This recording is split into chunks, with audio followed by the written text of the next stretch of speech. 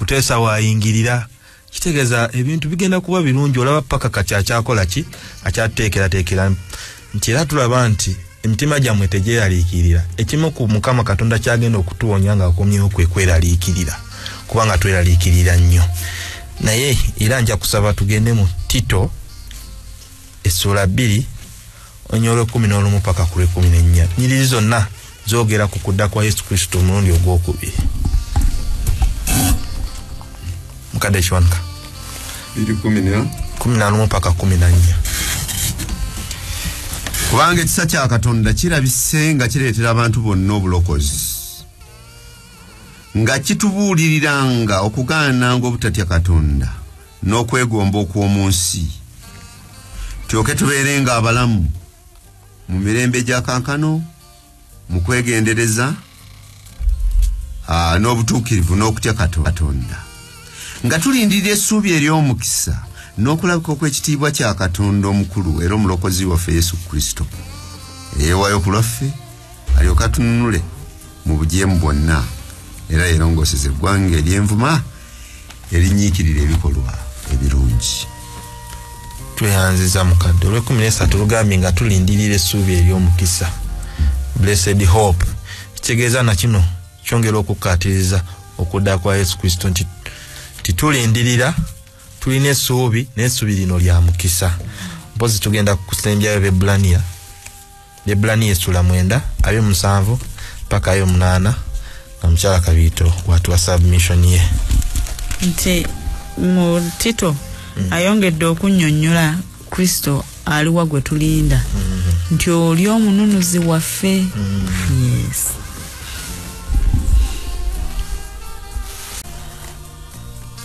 Mukadde Tito essula Bebulaniya essula 9 onyolwa 7 paka 28 era nga abantu bwe bategekerwa okufa omulundi ogumu oluvannyuma lw'oku musango era ne Kristo bw'atyo bwe yamala okuweebwayo omulundi ogumu okwetikka ebibi by'abangi alirabika omulundi ogwokubiri awatali kibi eri abo abamulindirira olw'obulokozi. Tuyanziza lwaki okudda kwa Yesu kuno omulundi ogwokubiri kwa nsonga nnyo mu kukkiriza kwaffe. Brian Mukadde Kiwanuka ne Mukyala Kabiito lwaki okudda kwa Yesu kuno okw'omulundi ogwokubiri kwa nsonga nnyo eri okukkiriza kwaffe. Kubanga kwe kutujja mu kutegana kw'ensi eno nga bw'akyogedde n'atugamba nti ajja tulabye nti okweraliikirira tulina kungi olw'okuba nti ne Mukama waffe yakitegeera nti okweraliikirira kwaffe kungi kwe kulekawo ekisuubizo ekyo nti ndikomawo nate kati okudda kwa Mukama waffe kuno kwa nsonga nnyo kubanga kutununula eri omulabe n'eri ekibi ekyatuyinga. Tweyanziza ssebo.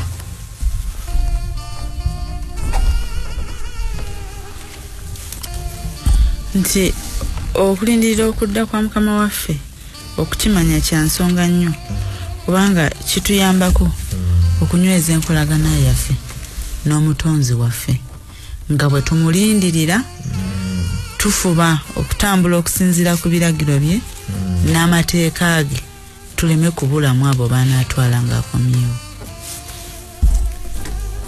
Bye tukola byonna ne betulowooza byonna butaliimu bwatabaawo ssuubi lyakudda kwa Mukama waffe omulundi gwakubiri. Era waliwo n'enjigiriza endala nnyingi zoyinza okutunuulira nga ebyokudda kwa Mukama waffe si bye bayigiriza. Ebyawandiikibwa bwe biba nga tebisonga ku kudda kwa Mukama waffe mulundi gwakubiri. Tusoma bya buki bya bwereere kukuuma bukuumi ze bayita ekitabo ekyo kyava Bulaaya kijje kireetera abantu empisa. Naye bwe tuba nga kye tusoma kitegeeza kudda kwa Mukama waffe ensi eno kulongoosebwa eryo ly'essuubi lyokka mu bulamu bw'omuntu. Era bwe litabaawo tewali ssuubi. Bwe kutabaawo kudda kwa Mukama waffe tewali ki ssuubi. Mukadde mbadde nsaba okusomereko akatundu ako ku Sunday. Kyangu okutegeera lwaki okukkiriza mu kujja kwa Kristo okw'omulundi ogwokubiri kuleese essuubi ddene awamu n'essanyu eri abakristaayo abakkiriza mu Bayibuli. Lwaki? Kubanga kusonga ku nkomerero ey'okulwala, kusonga ku nkomerero y'okubonaabona n'okufa, kusonga ne ku nkomerero y'obwavu, kusonga ne ku nkomerero y'obutali bwenkanya. Tutambulira mu nsi ejjudde obutali buki bwenkanya, kusonga ne ku kujoogebwa. Era tuleetera okwesunga enkomerero y'okulereŋŋana n'entalo. Era kutusongera ku nsi ey'ekiseera eky'omu maaso ey'emirembe n'emirembe, kutusongera kusanyuka n'okutabagana okutakoma ne Kristo awamu n'abanunule be emirembe gyonna. Tuyanza mukadde gye tuzze tuyiga kuba reformers. Twayogerako ku ba Waldensians, ba John Huss, ne twogerako ba William Tyndale abakyusa Bayibuli, ba John Wycliffe, naye bonna nga tulaba bamaliriza babasse. Ng'ogamba singa Yesu Kristo tagenda kudda mulundi gwa kubiri, olwo baali bafiira ki? Ekitegeeza bwe tuba n'essuubi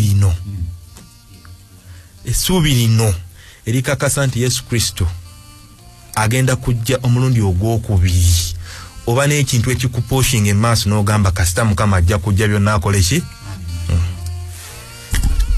Bwe tweyongerayo twagala tulabe ku kitundu ekya Mande ekigamba okwesunga ekiseera, kubanga ffenna abasinga twagala tulabe Yesu Kristo okudda kwe kuno tukwesunga, naye kiki kye yayogera ku kudda kwe kuno? Awo mukadde bwe nkusaba tugende mu Matayo. Usebonga tunagendayo mbadde akabuuzo. Kabuuzo kano nakaagadde. Kagambye lwaki okujja okw'omulundi ogwokubiri kukulu nnyo eri okukkiriza kwaffe. Nakitunuulidde, waliwo atakala ke natunuuliddemu nti mu bulamu buno mwe tuli nga tuli mu kukkiriza. Okukkiriza buli omu alina byakola ki? Byakkiriza. Naye mu byonna omuntu byakkiriza, bwe mutabaamu kujja kwa mulundi gwa kubiri okwa Mukama waffe, n'okuyigirizibwa kwonna kwe tuyigirizibwa ebintu ebitali bimu, ebyenfuna n'ebyokukola byonna nga bwe bikolebwa, tujja kwekanga nga tufiiriddwa buki? Bufiirwa. Okwesunga ekiseera twagala tulabe Yesu kiki kye yayogera ku kudda kwe kuno. Matayo 24 tutandikire ku 27 paka 31, tusome ne ku bikulira essula emu olunyiriri olw'omusanvu. 24 kubanga ng'okumyansa bwe kuva ebuvanjuba ne kulabikira ebugwanjuba bwe kutyo bukuliba okujja kw'Omwana w'Omuntu. Awaba omulambo wonna aw'ensega we zikuŋŋaanira. Naye amangu ago oluvannyuma lw'ekibonyobonyo ekyo mu nnaku ezo enjuba erifuuka ekizikiza, n'omwezi tegulyolesa musana gwago, n'emunyeenye zirigwa okuva mu ggulu, n'amaanyi ag'omu ggulu galinyeenyezebwa. Awo bwe kalirabika akabonero ak'Omwana w'Omuntu mu ggulu, n'ebika byonna eby'ensi lwe birikuba ebiwoobe, biriraba Omwana w'Omuntu ng'ajja ku biro eby'eggulu n'amaanyi n'ekitiibwa ekinene. Kubikulira essula emu olunyiriri olw'omusanvu. Buli liiso liri mulaba n'abo abampita n'ebika byonna eby'oku nsi biri mu kubira ebiwoobe. Awo okudda kwa Yesu Kristo kuno kulibeera kutya? Kiki kye tulabyewo mwezi ennyiriri? Kyala Kabito ne Brian. Okudda kwa Yesu Kristo kujja kuba kulabibwa buli omu, ate n'okuwulirwa. Yes. Bwe twali tuyiga twayongedde okutegeera nti ate kujja kubeera ayogedde kuwulirwa naye ate nga kuwulirwa nnyo loud. Ekigambo kye twagambye nti loud ayogera nti buli liiso liri mulaba ate ng'okumyansa okuva ebugwanjuba ne kudde ebuvanjuba nti kujja kubeera loud. It will be a lot of chaos. Wajja kubeerawo ensasage nnene nnyo kubanga buli muntu yonna gy'anaabeera aliba alaba okudda kwa Mukama waffe. Era kyetwongera okuyiga okudda kwa Yesu mwezi nyirize tusomye nti si kwakyama. N'ekirala wajja kubaawo okusanyuka eri abamu ate abalala nga bakuba ebiwoobe. Yes. Aina kyayogedde n'agamba nti enjuba erifuuka ekizikiza. Emunyenye zirigwa okuva mu ggulu. Omu ku bubonero buno bwaliwo. Baatugambye enjuba erifuuka ekizikiza kyaliwo ko mu May gwe mwezi ogw'okutaano nga 1978. Olaba akakabonero n'ojjukira ku Yesu yayogera n'ogamba kiseera no kisembera. Ne batugamba emunyenyo zirigwa okuva mu ggulu. Era kyaliwo Novemba nga 13 1833. Ekitegeeza nti ebintu bino nga bwe yabyogera bigenda bituukirira. Tuyinza okugamba oba tuli mu borrowed time, tuli mu grace period ng'ebintu nga Mukama bwe yakola ki bwe yabyogera bigenda bituukirira. Nze bwe nkiraba mukyala Kabiito. Oyo history ayongera kakasa ti okudda kwe kukakafu kubanga ebyayogerwako ebiribaawo ng'anaatera okujja bijja bikola ki bibaawo ate bisinga kutegeerwa nnyo nga bimaze okubaawo. Nti obunnabbi tubutegeera nnyo nga event eyogeddwako emaze okukola ki okubaawo ne tumanya nti baayogera ne bwe bati ne twongera okulindirira future. Ekisembayo nti okudda kwa Mukama waffe nga bwe tugidde nti kujja kulabibwa buli omu, kujja kuba nga kuwulirwa wonna naye ate n'ekirala kujja kuba kwa kitiibwa. Kubanga it is a glorious event egenda okubeerawo. Nze kineeyongera okufuna mu nteekateeka eno nti newankubadde Bayibuli etubikulira bulungi okudda kwa Mukama waffe era nga kulambuluddwa bulungi naye kulimu okweteekateeka. Kugenda kuba kwantiisa nga gwe omuntu nga eyatondebwa okubeera omuntu tolina kadde kakoddamu kintu kirala eyeeteeseteese yekka yagenda okuba nga asobola okwinganga embeera eyo. Okwesunga ekiseera ekyo kulimu okweteekateeka. Tweyanziza tugende mu Basessalonike ekisooka essula 4:13 paka 18 tulabe Pawulo naye kiki kyayogera kukudda kwa Yesu kuno kwe mugambye okwekitiibwa. Ekisooka essula 4:13 paka 18.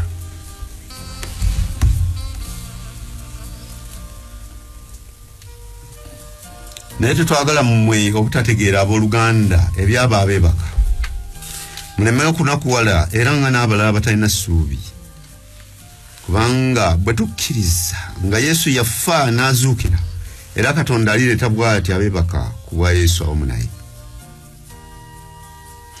Kubanga ekyo kye tubabuulira mu kigambo kya Mukama waffe nga ffe abalamu abaasigalawo okutuusa kujja kwa Mukama waffe tetulisooka abeebaka. Kubanga Mukama waffe yennyini alikko okuva mu ggulu n'okwogerera waggulu n'eddoboozi lya malayika omukulu n'ekkondeere lya Katonda n'abo abaafiira mu Kristo be balisooka okuzuukira. Naffe abalamu abaasigalawo ne tulyoka tutwalibwa awamu nabo mu bire okusinkana Mukama waffe mu bbanga. Kale bwetyo tunaabeeranga ne Mukama waffe ennaku zonna. Kale musanyusaganenga n'ebigambo mwekka n'ebigambo. Pawulo bino byayogera abijjawa tawandowooza ye byayogera bukakafu. Mukadde Kiwanuka so bukakafu. Pawulo y'omu ku yabuulira enjiri mu Basesalonika. Abasesalonika ne bakkiriza bulungi ekigambo kya Katonda era ne bamala okukikkiriza naye ne mubaamu abakulu abakulembeze baabwe bambi bw'osoma abeebaka abaawummula n'abantu bano nga balaba bannaabwe bawummudde bafudde Pawulo bagwamu essuubi ne Pawulo abazzaamu essuubi nti okwebaka oba okufa kwe bafudde si kwa lubeerera kwa kaseera buseera ale n'abawa essuubi n'abagamba nti fe abalamu tetugenda nakusooka abo abaakola ki abeebaka kwa Mukama waffe agenda kujja bw'atyo mbu n'abafiira mu Kristo bagenda okusooka okuzuukira naffe abalamu ne tufuusibwa okusinkana Mukama waffe mu bbanga abijjawa ebyawandiikibwa byonna okuva ku lubereberye okutuuka ku nkomerero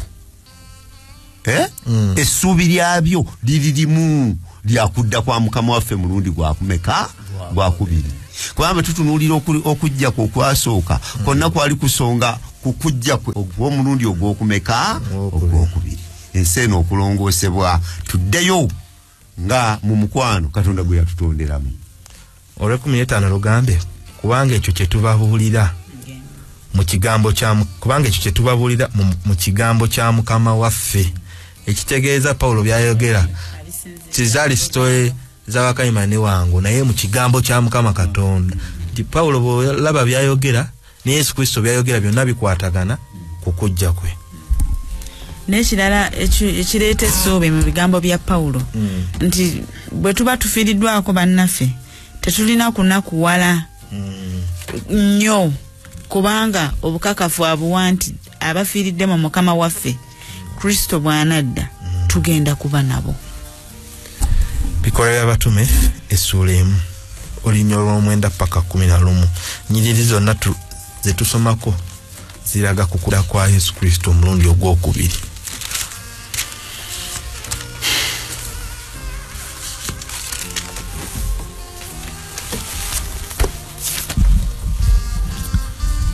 bwe yamala okwogera ebyo nga batunuulira n'asitulibwa ekire ne kimutoola okumujja mu maaso gaabwe. Bwe baali nga beekaliriza amaaso mu ggulu bw'agenda laba abantu babiri ne bayimirira kumpi nabo nga bambadde engoye ezitukula. Abayogera nti abantu b'e Galilaaya kiki ekibayimirizza nga mutunuulira mu ggulu? Oyo Yesu abajjiddwako okutwalibwa mu ggulu alijja bw'atyo nga bwe mumulabye ng'agenda mu ggulu. Lwaki Yesu ne mu kuyigiriza ke asanye essira ku ngeri gy'aliddamu? Tukimanya ajja kujja naye lwaki asanye essira ku ngeri gy'aliddamu? Asanye essira ku ngeri gy'aliddamu atutaasa obulimba n'obufere kubanga bwe tusomako mu Matayo 28 essuula yonna eyogera ku bubonero entalo ne rumors of wars okulwanagana nga kungi bannabbi b'obulimba bakristo ab'obulimba ebyo byonna biteekawo tusobole okufunawo ndoozi enjawulo tumanye kubanga ebyawandiikibwa bitugenda nti agenda kujja n'eddoboozi eddene n'okumyansa okungi kakati we batugamba nti bannange twamulabyeko e Masaka ng'omanya nti ebyo bya bulimba kuba ow'e Masaka nzaaliwa n'ekireka mba sikola ki sisobola kumulaba naye ng'okudda kwe kugenda kuba nti waali ffenna oba oli Dubai oba oli Kyannamukaaka ffenna tusobola okumulaba kale nga tonaddamu nsaba otusomereko mu Matayo bw'omala otusomayo then otuwe submission yo Matayo essula 24 tutandika 24 23 paka 27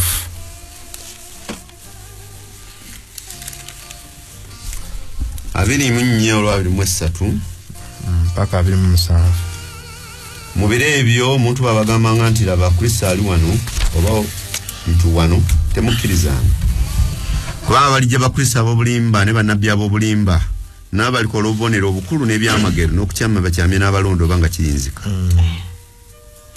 Laba mbalabudde kale babagambanga nti laba ali mu ddungu temufuulumanga laba ali mu bisenge munda temukkirizanga kwanga okumyansa bwe kuva evanjuba ne kulabikira ebugwanjuba bwe kutyo bukuliba okujja kw'omwana w'omuntu.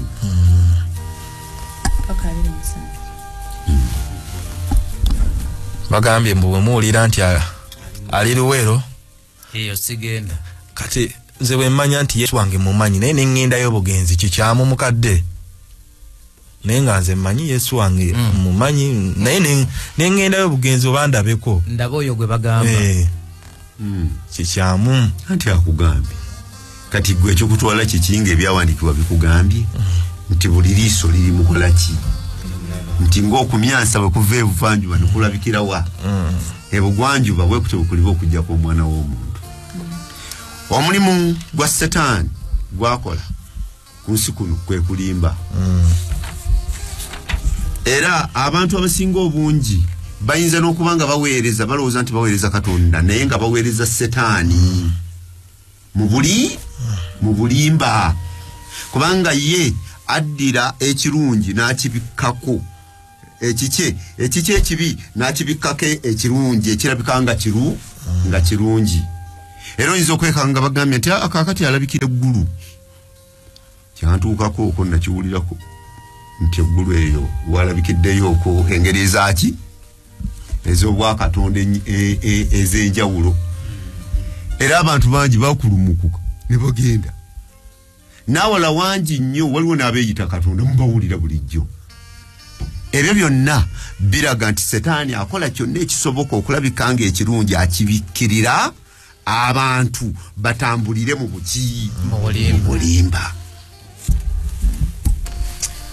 lesson yalambise bulungi era netutegeeza nti buli ssekinnoomu alitegeerera aliraba ki okudda kwa Mukama waffe era tuzze twogera nga tugamba nti kuliba kuwulikika kuliba kulabibwa ebyo ebimu ku bye tusobola okwogerako ebiraga nti tekulijja kwakwakwe ki kwa nkukutu. Ekyokubiri lwaki atugambye nti bwe munaawuliranga nti Yesu Kristo akomyewo ali mu ddungu temugendayo. Tusobola okulimbibwa nga tutuuseeyo okulaba ebyo ebiriyo ate oba oli awo n'endowooza zaffe ne zikola ki ne zikyuka. Kyava akugamba nti tokola ki togendayo kubanga wooli Katonda Yesu Kristo bwali bwakomawo ffenna tuli mukola ki tuli mulaba. Tulina era bwe tugenda okuyiga tulabe nti wajja kubeerayo baki bakristo ab'obulimba wajja kubeerayo bannabbi ab'obulimba oba oli awo janatuukayo n'ekizibu kyo ky'obadde oyagala kikolebweko olyoka otegeere nti ddala kituufu y'ono Kristo gwe twalindirira edda nga nina sukaali ne bamuwonya there and then nempuguka kuba ne Setaani ayina amaanyi. Anti era mukulabula kwatugambye nti bannabbi ab'obulimba ne bakristo ab'obulimba n'amaanyi agakola obubonero obunene bagalina. So kuno kwagala kunene nnyo okuba nti tulabulwa mu ngeri esingako bulungi. Njagala ntoyanziza nnyo maama, njagala kwongera ku kya Brian nti nyinza okuba nga nze ndi eggulu era n'alabikira ewa eggulu naye kyawandiikibwa kigambye buli liiso liri mulaba ekitegeeza tewali agenda kumulanga. Seetaaga kasimu nti owange ne bwe mba ggulu teri ayina kuŋŋamba nze ŋŋenda kumulaba mwene n'eriiso wennyini wendi. Muluzungu bagambye we must know the how of his return. Kirina okumanya engeri butya bwagenda okukola ki kuba waliwo bannaffe abayigiriza nti ejja kuba rapture mujja kuba oli abuzibwewo kukyusibwa. Waliwo abagamba yajja dda naye spiritually nti yajja dda ali mu mitima gyaffe. n'abalala bagamba nti bwenfa nga ŋŋenda owange musisinkana naye ebyawandiikibwa byo bitugambye kiki tumulinda kirala. Kati mu nsonga eyo yennyini abantu olwokuba twagala okumanya Yesu ddi lwagenda okujja abantu abamu ne bagezaako okufuna dates n'ennaku z'omwezi nagamba mu 12 awo ateekwa abalala 12:35 naye Yesu kikyayogera ku kudda kwe kuno naddala kuffa abaagala okumanya date lwalijja. Twagala tusomye Matayo 24 onyiro lwa 36 paka 42.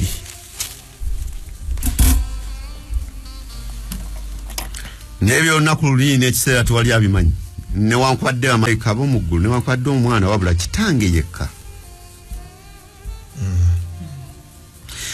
naye ng'ennaku za Nuuwa bwe zaali bwe kutyo bwe kuliba okujja kw'Omwana w'Omuntu. Kubanga bwe baali lunaku ezo zasooka amataba nga balya nga banywa nga bawasa nga bawayiza okutuuka ku lunaku Nuuwa lwe yayingira mu lyato, ne batamanya okutuusa amataba lwe gajja ne gabatwala bonna. Bwe kutyo bwe kuliba okujja kw'Omwana w'Omuntu. Kiki kye tuwuliddeko Yesu kyayogera ku kudda kwe kuno kw'omulundi ogwokubiri? Ti okudda kwe kuno akutulabuddeko nti teri amanyi kiseera yadde olunaku. So kitukakatako to be ready and remain ready. Tweteeketeeka ate tusigale nga twetegese kubanga ssaawa yonna akola ki ajja. Sebo Yesu agambye nti ye tamanyi lunaku, ne bamalayika tebamanyi luki. Obuyinza bw'olunaku buli mu kitaawe yekka. N'olw'ensonga eyo teri muntu ateekwa kuteekawo lunaku nti olunaku gundi Yesu kwakola ki, kwajjira, oba omwaka gundi oba omwezi gundi. Era mu kubikulirwa era essuula emu Nniro 7 akyogera nti Katonda yekka, Kitange yekka yalina obuyinza okuteeka okussa ennaku zino n'okuteeka ebiseera ebyo. Ye yekka mu Luzungu yagambye nti the Father alone has the authority to set those dates and the times. Teriyo mulala alina buyinza obwo okujjako Katonda Kitaffe. Nti yadde tetumanyi lunaku naye waliwo obubonero obulaga benchmarks obubonero bwe yatuwa. Bagambye alijjanga mubbi naye eri eyeeteeseteese tajja kuba nga mubbi. Alijjanga mubbi eri abo abatakoze eki abateeteesese. Olwo kati nina kinkakatako kwetegeka ntya era ddi. Nsaba kuddamu ekyaddi kinkakatako okwetegeka kati kubanga obudde tewakyakola ki tewakyali. N'ekirala nsaba kuzzaako katono mabega nti oyogedde ku bubonero. Obumu ku bubonero Bayibuli etugamba nti n'enjiri eno eribuulirwa okuba omujulirwa. Ekyamazima enjiri etambula. Ne bw'ogenda ku TikTok oba oli ku YouTube ng'osanga wali asuddeyo akakola ki akwogera ku kudda kwa Mukama waffe, kitegeeza obubonero weebuli. Ekirala ne mu lesson yakyogedde nti omusajja gwe bayita Luther Warren yayogera n'agamba ng'ayogera eri abavubuka nga bagamba nti engeri yokka ey'okubeera nga oli weetegese kudda kwa Mukama waffe kwe kubeera nga weetegese ate n'osigala ng'oli mweteefuteefu ku kudda kwe. So okwetegeka kwaffe si kwanja, si kwa luli, si kwa mwezi gujja, kaakano buli kiseera kitukakatako okubeera nga tweteekateeka. Lwaki kankano? Wayinza okuba ng'ofa wano emmotoka neekusaanyaawo. Kitegeeza bw'oba nga teweeteeseteese ofiiridde mu butali butuukirivu bwo. Kyovola nga buli kaseera, buli ddakiika, buli sekendi oteekwa okuba ng'oli mweteefuteefu okusisinkana ani? Mukama waffe. Va ku baana abagamba nti omuntu bw'afa olwo n'agenda mu ggulu, ekyo tekiriiyo, oba n'asabirwa omuntu mbu ave mu kibi kyakoze eki kyabaddemu ng'afudde. Ekyo tekikola ki? Ebyawandiikibwa binnyonnyola bulungi nti omuntu gwe wennyini gw'oteeka okweteekateeka olw'obwakabaka obwawa oba olw'okujja kwa Kristo omulundi ogw'okumeka ogwokubiri. Tweyanziza bwe tugenda ku William Miller ne Bayibuli tulaba nti Katonda akozesa abantu mu kiseera ekyenjawulo naye ng'abantu bano bakozesa golo yemu kutwala njiri mu maaso. Twalabako gye twayita nti waliwo omusajja omu bamuyita John Huss baamwokya n'abagamba yadde munjokya naye wagenda kusitukawo omulala gwe mutasobola kukola ki kwokya oba kuzikiriza. Era wayitawo emyaka nga 10 ne tulaba ne Martin Luther ngazze. Martin Luther ne yekkaanya nnyo Bayibuli era twalaba nti yasoma nnyo ekitabo ky'Abaruumi ne kimunyumira. Bwe yakisoma n'akitegeera nti kyetwayigako kiri sola scriptura nti kigambo kya Katonda kyokka kyonna n'akizuula ekyo nitulaba n'akozesa William Tyndale okuvunula Bayibuli kuzizza mu Lwebbulaniya n'Oluyona n'agiteeka mu Luzungu era ne tulaba nti kati King James Version yaweera biliyoni namba ebitabo bigenda bikola ki kati ne leero batulaze kulya Mira nti alina kinene nnyo kye yakola ku njiri eno gye tumanyi gye twogerako ey'okudda kwa Yesu Kristo omulundi ogwokubiri era gwe tugenda oyigako kaakano mu bufunze abamanyi kulya Mira mutubuulireko yaani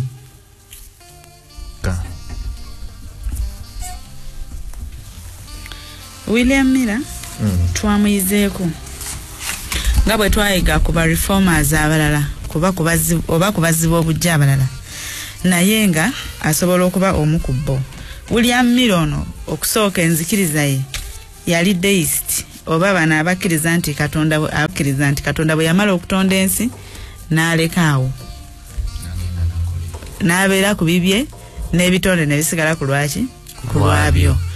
Naye oluvannyuma lw'ekiseera William Mira afuna interest mu kwagala okwongera okuyiga ku Bayibuli eno ne Katonda ono. Ekimu ku bitabo bye yasoma kye kya Daniel nga byogera ku kudda kwa Mukama waffe eyo neba bwaba musomi ndoza yali research topic nayagala okumanya okudda kwa Mukama waffe kuno aba kutya addaddi era bwe yagatagata ebyawandiikibwa eby'omu Daniel nayagala nogezaawo okuteekawo ebiseera naye ate ekiseera kyayita waliwo abamu balooleza nti kirabika ebiseera bye bino naye wayitawo myaka 52 gyokka so nga ate eri boogera ku 490 years n'ebirala n'aba nga ali disappointed naye ate mu disappointment ye waneeno mu kwagala okunoonyereza yafuna abamwegattako banoonyereze bonna ku kudda kwa Mukama waffe kuno kugasa ki kunaabeerawo ddi era lwaki okudda kwa Mukama waffe. Naye ate wadde yali disappointed nti ebiseera bye yali asuubira tebyatuukirira mu kyo naye yali mukakafu nti Mukama waffe agenda kukola ki kudda era mu ndowooza yeeyo okwagala okunoonyereza mwe musituka movements omuli n'eya SDA kuba Adventist kitegeeza baki abalindirizi ate nga tebalindirira mulala yenna naye Mukama waffe Yesu Kristo. Briefly kyekyo kyennyinza omwogera. Amen. Bwe tusoma mu Daniel sura 8 olunyiriro 14 lwe yasinga okusoma n'ateekako essira lugamba n'agamba nti birituusa amakya n'amawungeera 23,000 awatukuvu ne walyoka walongoosebwa. Ku William Mira awatukuvu okulongoosebwa ye yakivunula atya yakitaputa atya kubanga tulaba nga mukyala Kabito watunnyonnyodde ye bwe yasoma obunabbi buno asomye wano n'agenda ne mu Daniel essula 9 bwe yasoma Daniel essula 9 n'amanya nti okutegeera zino ze tuyise ennaku 23,000 mujugire tujja tuyiga nti mu bunabbi olunaku guba mwaka era ng'abisomye n'agamba emyaka gino 23,000 nze okugitegeera nina kusooka kumanya gitandikirawa bwe nzuula we gitandikira nsobola okumanya awo awatukuvu ne walyoka wakola ki walongoosebwa. Mukyala Kabito kansoke nzireyo ewuwo yazuula wawe yazuula n'agamba we gitandikira era lwaki ogwo omwaka gwennyini gwe yalonda gwe yalaba mu kunoonyereza kwe yazuula ng'emyaka gino 23,000 gigenda tandika mu 457 before Christ nga Kristo tanakola ki tanajja naye lwaki agamba ogwo kubanga Daniel ne banne bagenda mu bunyage mu kulolesebwa kwa Daniel yali yayolesebwa nti bagenda kumala emyaka emeka 7 bamale bakole ki bave mu buwambe naye ng'ensanvu ginaatera okuggwako Daniel afuna okwolesebwa okuki okulala nga bakyalinayo emyaka emirala 2300 kati lwaki gitandika luno nti Bayibuli bajja baweebwa obubonero ddi emyaka gino lwe gikola ki lwe gitandika baba wa decrees zaali 3 ebiragiro 3 ku bakabaka ab'enjawulo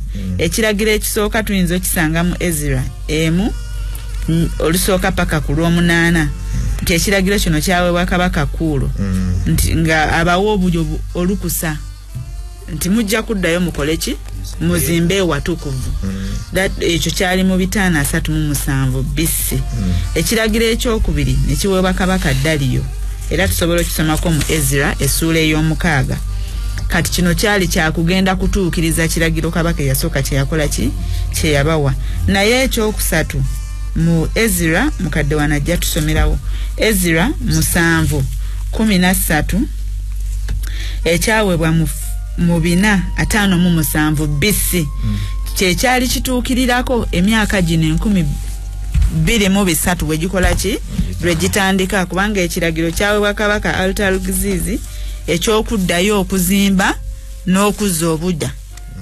yeekaalu so mu kunoonyereza kwe n'akakasa nti emyaka gino gitandikiraawo.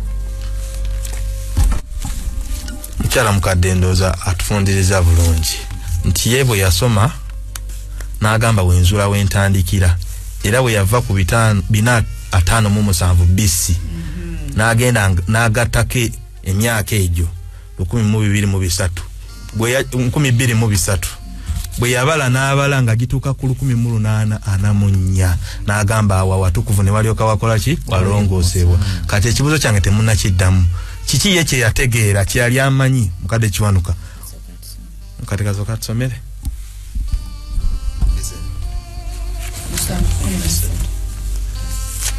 nga mukadde bwasoma kiki kye yali wawe yagenda mu bukyamu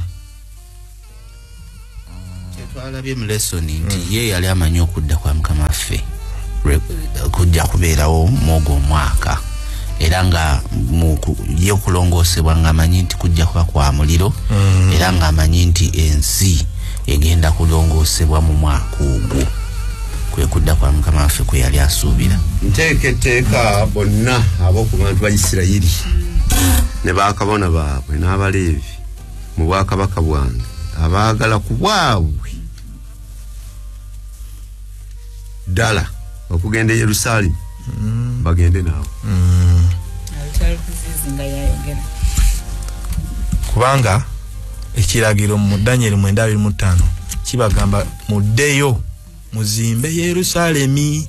Kati bamugambye nti gwe kasita onowulira ekiragiro nga kifulumiziddwa nti muddeyo muzimbe Yerusaalemi era olwasoma n'agamba mu mwaka ogwo gwe nnoonya n'akola ki n'agufuna naye nga bwe tugambye nti yali alowooza awatukuvu okulongoosebwa nti Mukama Katonda ensi eno ajja girongoosa n'oki n'omuliro era fokasi ye yali mu kubuulira njiri ng'eri ku ekyo nti Yesu agenda kukomawo agenda kukola bw'ati ne bw'ati ne bw'ati naye tulaba nti mu 1844 tekyatuukirira n'abeera disappointed mukadde naye William Mira kyeyakola kyaliyo ekisookera ddala ennaku zino oba emyaka gino 2023 Katonda yali ageraze Danyeri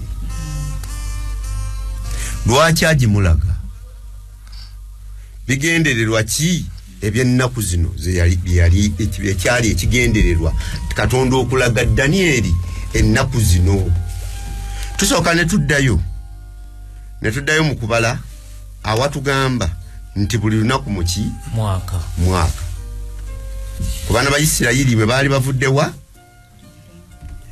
bwe baali mu ddungu ne bagamba ogenda okuketta ensi ne bagikettera ennaku mmeka 40 ate bwe bajja ne bajeema okugendayo Katonda bagamba nti mugenda kumala mu ddungu emyaka 40 ne mwezeke eri 6 era wonna watugamba ekigambo kyekimu nti buli lunaku muki mwaka.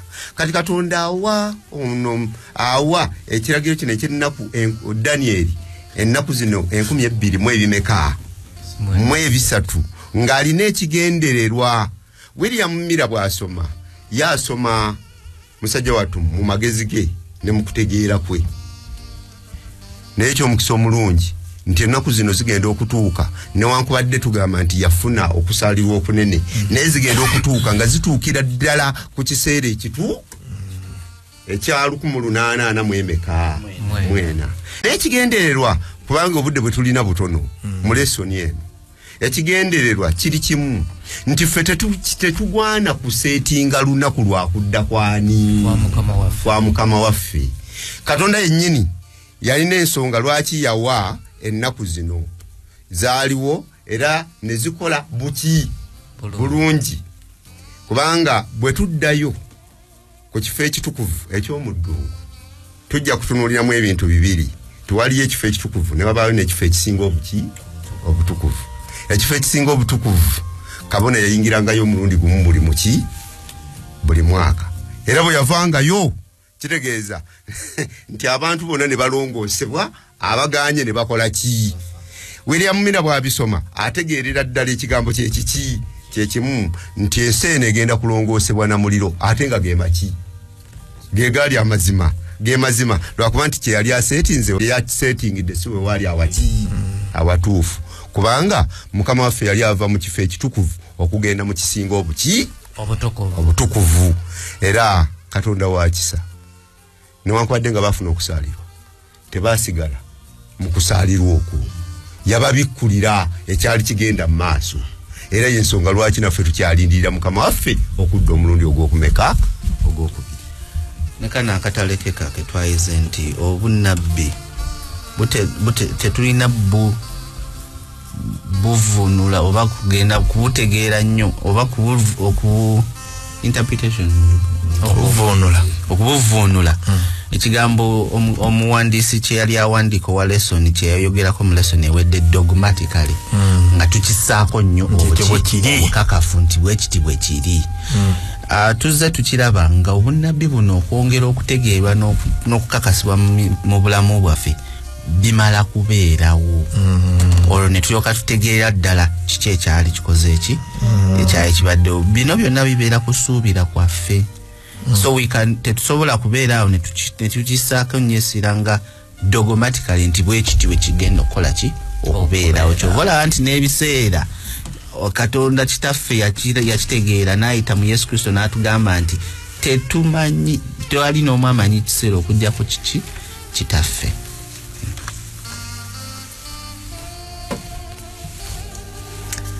ekyamazima ebyokuyiga byo biba bingi ate kakati kebiyingiddemu obunnabbi twetaaga okulambululira ddala ku kanisa tutuuke ku kinyusi wano nno omukristaayo munnange teweetaaga kusubwa kati eri abo abetuyiga nabo abatannaba kuyingira abatannaba kubeera mu kanisa naye nga tuyiga nabwe munnange naawe tetukugoba ate tukwagala nnyo osobola okuwaayo olunaku olwaleero mu ngeri y'enjawulo n'ojja ne tusisinkana ku kanisa ne tutuula wamu era ne tuyigira wamu mu nteekateeka ennungi nti bwe tuba tusoma bayibuli mwoyo tumusabe atubikkulire ebigambo bino tubitegeere mu bituufu bwabyo tuleme kutaputa ku bwaffe kuba bwe tunaataputa ne human logic oba mu magezi gaffe tulilaikiri okukola ensobi nyingi so yabadde assanya essira ku kyokusaba mwoyo atuluŋŋamye nga tuyiga ebigambo bino tubitegeere nga bwe birina okutegeererwa. Yes. Era William Miller ono wayitayo emyaka mitono nga5 n'afa naye nga atannafa yayogera ebigambo n'agamba nti yadde ndi disappointed naye kyenkakaza kiri kimu Yesu akomawo ne tukitegeera nti yadde sitaani ateekawo embeera yonna naye Mukama Katonda alina buli kaseera awaguza ebintu ne bikola ki era ekyaliwo waliwo okudda obujja mu Europe yonna olw'obunabbi buno bwe yali aleese abantu ne beeyongera okukola ki kuba abantu baali tebaagala bunabbi naye olw'okuba ono yabuteekako emphasis ne batandika okubisoma era paka kati kuba naffe tutandikira okukola ki okutandika okuyiga obunnabbi. Yes. Okay. Omulala asembyeyo Lugolobi Dalton yayogedde ku kuba nti akoyongera kukaatiriza kye tuvadde tuwogerako nti tetusobola ffe kuteekawo ki nnaku zaffe. Abooluganda Bayibuli etulangiridde bulungi netugamba nti teri n'omu amanyi kiseera kyakudda kwa mukama waffe okujjako Katonda yekka.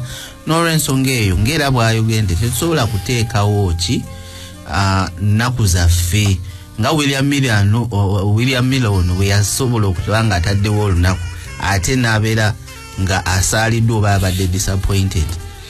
Kyamazima nga bwe njogedde nti obunnabbi buno buvuunulibwa oba butegeerebwa nga bumaze okubeerawo. Naye kati omuntu abuuza nti kiki kye neetaaga okukola, kyekyo kye twayogeddeko nti kweteekateeka ate tusigale nga tuli beeteefuteefu.